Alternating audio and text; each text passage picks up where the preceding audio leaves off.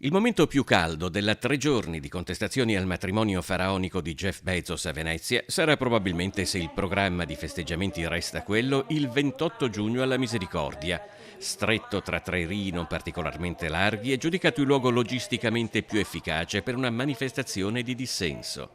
A Rialto centinaia di persone hanno partecipato ad un'assemblea pubblica sul tema. Quello che vogliamo fare è effettivamente bloccare, impedire l'accesso a Bezos alla Chiesa della Misericordia, dove andrà l'ultimo giorno del suo matrimonio, perché non possiamo accettare che l'intera città venga completamente svenduta e privatizzata. Se con l'esposizione dello striscione dal campanile di San Giorgio, proprio di fronte a Piazza San Marco, il comitato No Space for Bezos ha centrato un atto mediatico in grado di fare il giro del mondo, ora lo scopo è comunicare i motivi di una protesta che non è contro uno dei tanti matrimoni che si celebrano a Venezia.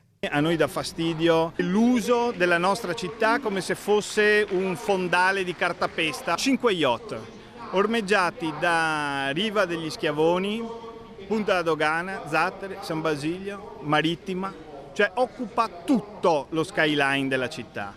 E poi le location, ha preso 4 alberghi, 5, non si capisce, tutti i taxi della cooperativa dei taxi, poi si prende San Giorgio, si prende Madonna dell'Orto, c'è l'after party al Lido e poi va alla Misericordia. Questo modello dell'economia dell'evento è solo un modello che, come dire, aumenta la turistificazione della città e non aiuta a riconoscere le nostre professionalità. Avremo bisogno di ben altro, avremo bisogno di paghe migliori e avremo bisogno di essere correttamente contrattualizzati. Al centro della protesta c'è quindi da un lato lo sfruttamento, si dice, di una città degradata a fondale in affitto per i cosiddetti grandi eventi, dall'altro il modello economico e ultimamente anche politico che il secondo uomo più ricco del mondo rappresenta anche a Venezia. Noi non siamo qui a mangiare le briciole che ci lascia questa persona che tra l'altro si è arricchita sulla nostra povertà. Noi abbiamo una dignità e la nostra dignità è fatta di case sicure, di lavori sicuri, tutte cose che o Brugnaro o Bezos non ci stanno dando. Ci mobiliteremo, continueremo a farlo anche dopo per difendere sempre questa città,